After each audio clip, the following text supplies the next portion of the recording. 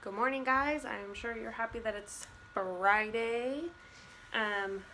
For math today, we are moving away from fractions. I'm sure you're going, woo! We're going to move into measurement.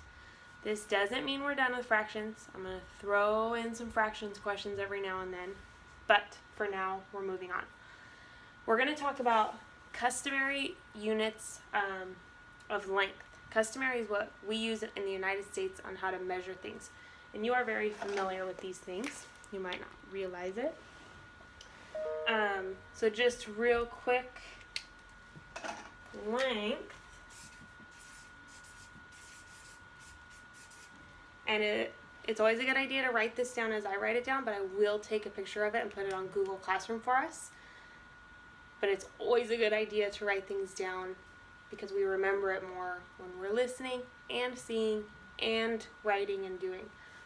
So length is how long or how far away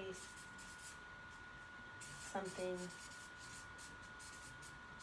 is. Right, we use length to measure. We talk about how tall we are, right? How long my arm is. All kinds of stuff. But we can also say how far away something is, right? With all this coronavirus stuff, you need to say 6 feet away from people. Okay, so the first thing that you are very familiar with, inches, right? We use inches, an inch, to measure certain things, and we write that I-N. So you might not write out 12 inches, you would write 12 I-N. And we all know that means inches. So one thing that is usually about an inch is a paperclip, right? Not all paperclips. Some paperclips are huge and some are tiny. But generally your just typical paperclip is about an inch. And I'm going to put that up here. Because why not? Right? And hopefully you can kind of see that. It's about an inch. This is about an inch.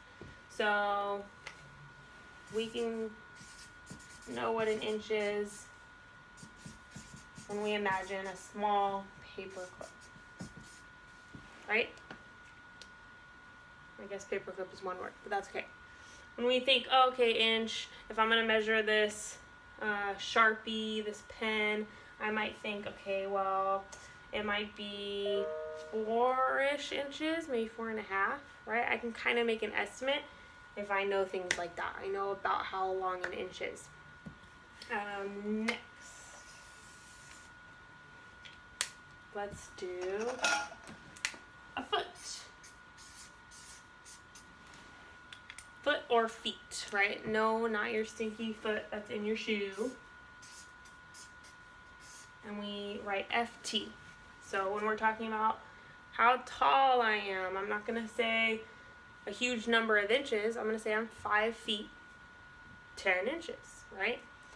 And 1 foot is about a ruler, right? That is 1 foot. And I'm going to put that here.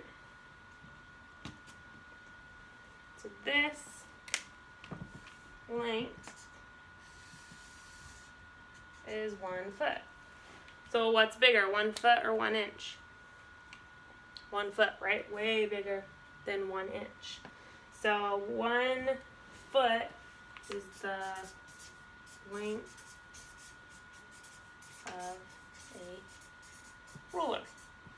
And another really important thing to remember is that 1 foot, and I know some of you already know this, is how many inches? 1 foot is how many inches? 12.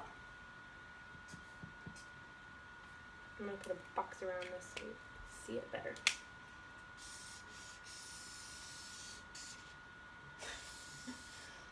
Kind of a rectangle, right? A weird rectangle. 1 foot is 12 inches. So if I lined up, took 12 of these paper clips I should have 1 foot. It should be about the same. And then the last one we're going to go over is yard.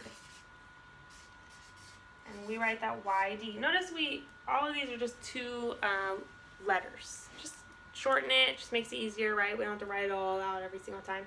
This one we might be a little less familiar with. But, and I don't have a yardstick with me. Probably have 20 in my classroom. I don't have any with me. But a yard, that's my door. That's a picture of a door. 1 yard is about the width of your door. So if you go to your front door or your bedroom door, right, or classroom door, it's about a yard. Not always. It's not perfectly that. Not all doors are the same length, but it's about a yard. So I'm going to write about the width. Remember, width. Not how tall a door is, right? Not the height. The width, how wide it is. The width of a door. About. And then a couple of very important things to remember about a yard. Move this a little bit. 1 yard equals 3 feet. So that's important to remember. If I had 12 paper clips, that's the same as 1 foot. If I took 3 rulers, that would be the same as 1 yard. So you know those big, like huge rulers that I had in my classroom I'd use for certain things? That's a yardstick.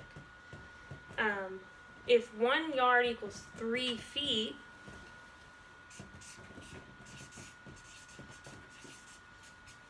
how many inches would that equal?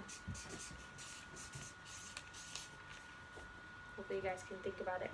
If 1 yard equals 3 feet and 1 foot equals 12 inches, 1 yard equals 36 inches. It's important to remember this kind of stuff. And we'll go over this a lot more. That's not really what we're doing today. What we're doing today is you're going to get an item, let's say a pencil. And it's going to say, what would you use, which unit of measurement would be the best to measure a pencil? Would you use yards to measure a pencil? Probably not, right? Imagine a yardstick. Imagine the width of your door. You're probably not going to use a yard to measure this pencil. What about feet? Would you use a foot, a ruler? I mean, you could use a ruler, but it's not going to be a foot long, right? You would use inches. That's what you would use to measure this pencil. What if you were measuring, let's say, a football field? Are you going to use inches to measure a football field? No, probably not, right? Let me think. If you had to guess how long this is, and I said it's 6 inches. Do you think that's 6 inches? It's a foot and 4 inches. 1 foot, 4 inches. It's 2 yards. What would be the best estimate? It's definitely not 2 yards, right? It's not. That would be 6 feet. 1 foot, 4 inches? Maybe. I guessed that. That was a pretty good guess. Is it going to be this? Oh my goodness. That was my cat dropping my... Look. Dropping my phone. Making my life miserable. Okay, let's do another example. We'll just do a pencil, okay? Is this pencil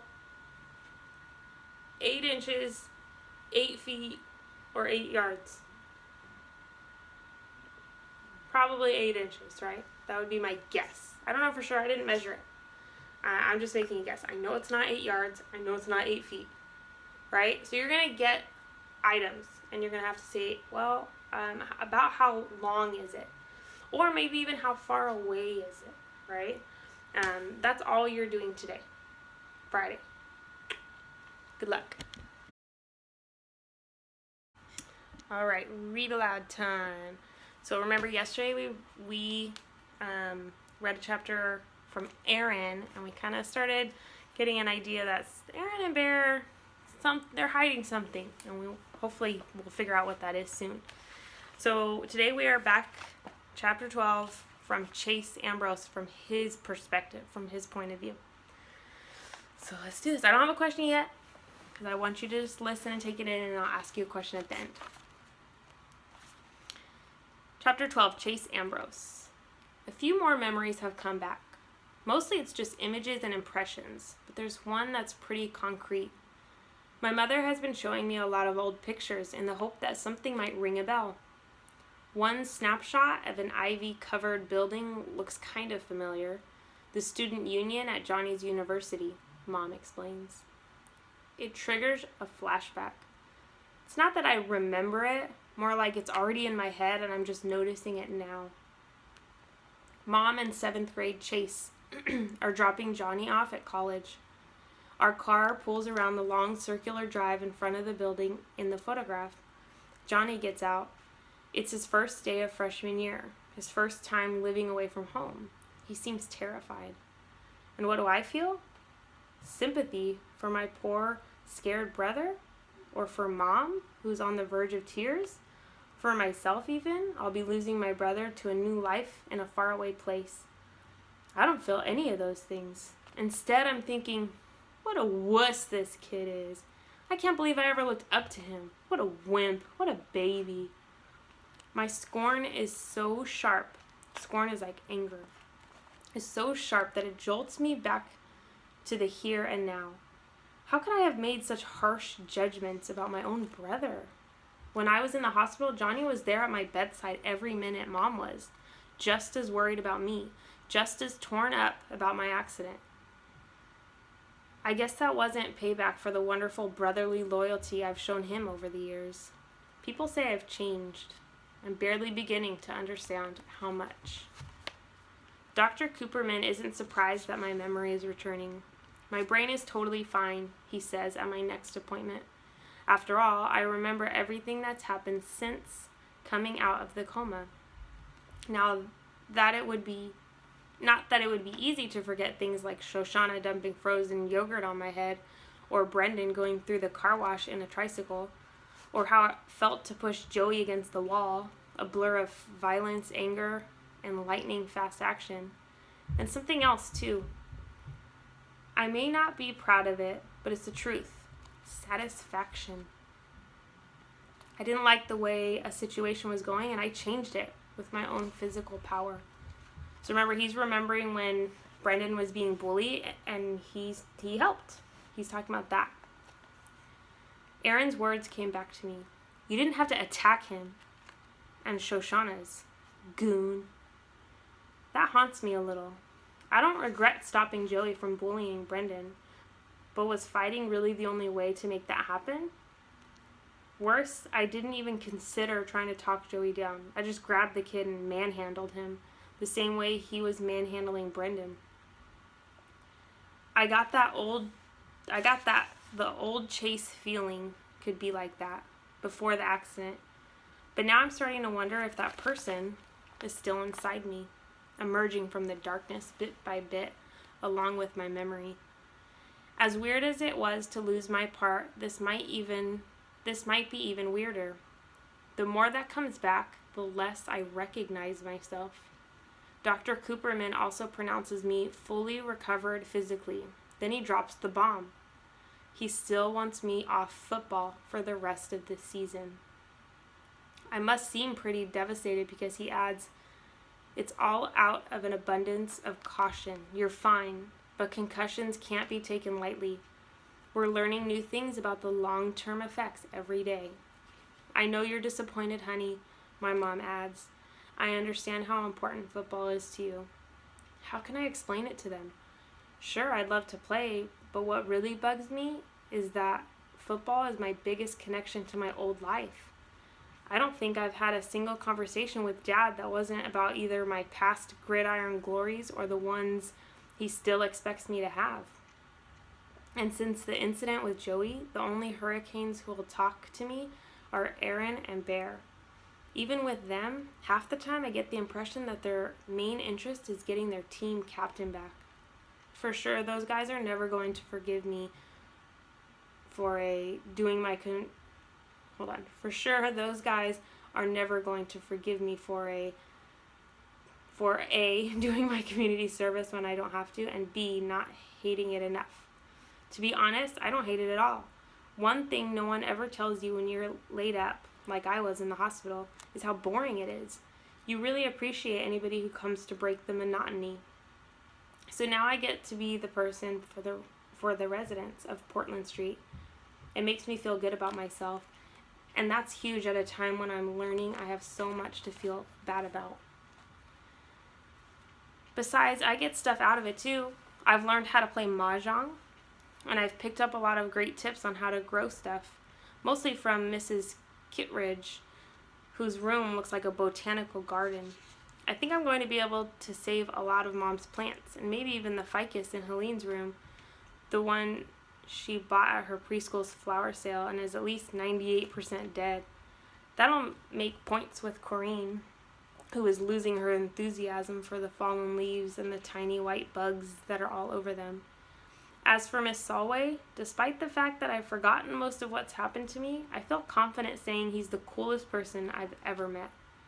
Anyone who could jump onto a moving enemy tank, throw open the hatch, and take it out with a grenade has to be a pretty amazing guy. Mr. Solway doesn't see it that way. That's what I did, not who I am. If I'd bothered to think about it, I wouldn't have done it. I'm not that stupid. The sad part is that Mr. Saltway can't find his Medal of Honor. Nurse Duncan thinks it probably got misplaced during Portland Street's big repainting project, and it will turn up sooner or later. But he's convinced he flat out lost it. I haven't been as sharp since my wife died, he tells me. We never had kids, so we were the whole world to each other. She looked after everything, and I looked after her. He sighs. You can see which one of us did a better job. When she was gone, that's when my life pretty much ended. This, a sweep of his arm takes in the room, is marking time. I hate it when he talks like that. Come on, Mr. Solway. You've got a good life here. Plenty of friends. He glares at me. Have you ever asked about me around this place? Old ladies on crutches do the 100-yard dash when they see me coming. I've got my own personal table for one in the dining room. The nurses all call me Mr. Happy Face. They think I don't know because they assume I'm just as deaf as everybody else in this funny farm. I'm getting the sense that before my accident, I was kind of Mr. Happy Face at my school. I confide to him. I could have told you that, he replies. When you first showed up here, you were just like those other two good-for-nothings, maybe the worst of the three. Sometimes a whack on the head is exactly what a fellow needs. That's a pretty harsh thing to say to someone with amnesia, but that's just the way Mr. Solway is. He isn't being mean, he's being honest. He's lived a long time and been through a lot, and he doesn't feel like he has to pull any punches. I respect that more than anything. That whack on the head cost me 13.5 years of my life, I remind him. Remembering is overrated, he assures me. You know that heroic act that earned me that fancy medal? I don't remember 1 second of it. The only reason I know what happened is from the report my captain filed with headquarters. I guess when you get older, it's hard to hang on to every detail, I offer. He shakes his head. It isn't old age. It's looking into a T-34 tank after a grenade's gone off inside it. Not a pretty sight. That was the medic's explanation anyway. You block out what you can't face. They were the enemy, I say gently. There was a war on. They're always the enemy when they're shooting at you, kid. But a dead man doesn't care what uniform he's wearing. I'm better off forgetting the whole rotten business, medal and all. That's another thing I have in common with Mr. Solway. We're memory loss buddies. I wonder if I blocked out what a jerk I used to be because I can't face it. I don't think it's the same thing, though. Besides, my lost past has started to come back. I wouldn't exactly call it a tsunami of recollection. More like that water torture where the blindfolded prisoner feels a drip on his head just often enough to drive him crazy, anticipating the next one. I can't even be sure they're real memories. Blowing out candles at what could have been one of my birthday parties, a view of the Hollywood sign that might have come from our family trip to California, being crushed under a dog pile of football players, a flashback to one of my sports triumphs. Who can tell? My mind plays tricks on me. Last night I had a dream about cherry bombs going off inside a piano, scaring some poor kid half to death, and woke up in a cold sweat. But when I checked the school yearbook for the picture of Joel Weber, he wasn't the guy in my dream. That was no memory, just the product of a guilty conscience. My theory is my brain invents fake memories of things I've heard about, because I'm trying so hard to remember stuff. I even had a nightmare from the Korean War, and for sure I was never there. I actually saw myself in uniform, climbing up the side of the tank like Mr. Solway did. I yank open the hatch, pull the pin on my grenade, but when the soldiers inside look up at me, I can't bring myself to drop in on them. I just hang there, not knowing what to do, until the grenade goes off in my hand. Believe it or not, the impression from before my accident that seems the most vivid is that little girl. Sometimes so much so that I feel like I should be able to reach out and touch the white lace on her blue dress or the red ribbon in her hair. I have to question whether she's any more real than my dreams. She never moves. She just stands there, not looking at me, but off to the side somewhere. She must be important, though. She's the one image that was still with me when I woke up in the hospital. I wonder who she is. School triggers a few memories, too, but they're mostly random images and feelings of deja vu. There's nothing solid enough to be useful. I still don't really know the faculty, the kids, or the custodians. I'm just now learning my way around a building I've been attending since the 6th grade. I obviously don't remember what a lousy student I was, because my teachers are all so impressed with how well I'm doing now. Some of them seem like they're ready to faint when I actually hand in a homework assignment. Video Club is the one place that's brand new to me because it actually is. We've collected a ton of footage for the yearbook. I'm lagging behind the other members since most kids run a mile when they see me coming. I always shout, "Brendan sent me," so they'll know I'm not looking for trouble.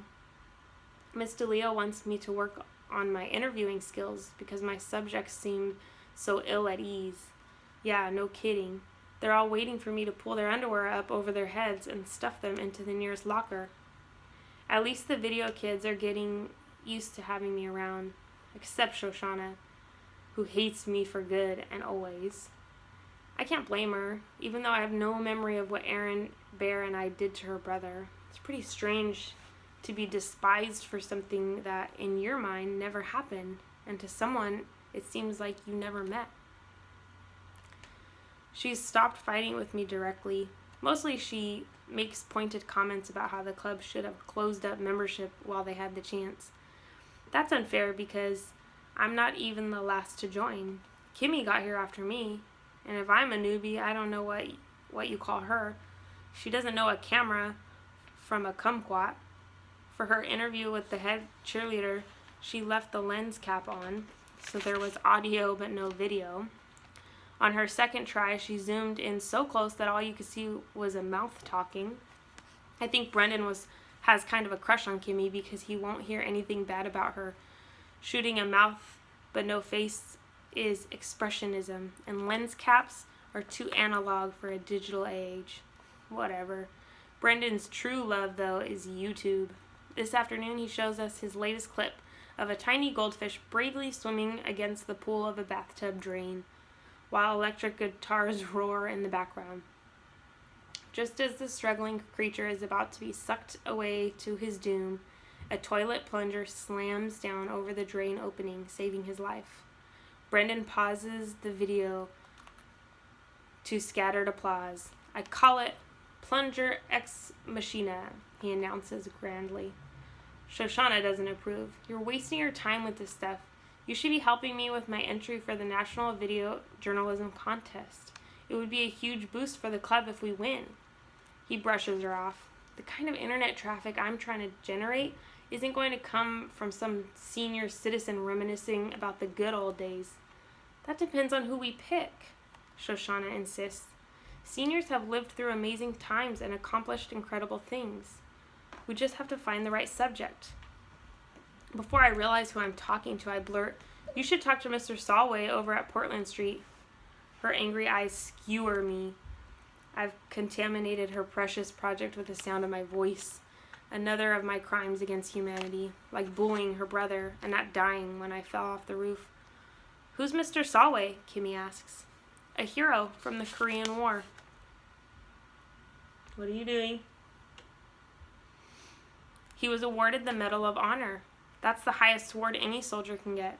And how would you know someone like that?" Shoshana demands. It's obvious she doesn't believe a word out of my mouth. "I work there. Aaron Bear and me. It's our community service for..." My voice trails off. She of all people knows exactly what we're doing community service for. "He sounds perfect," Brendan agrees.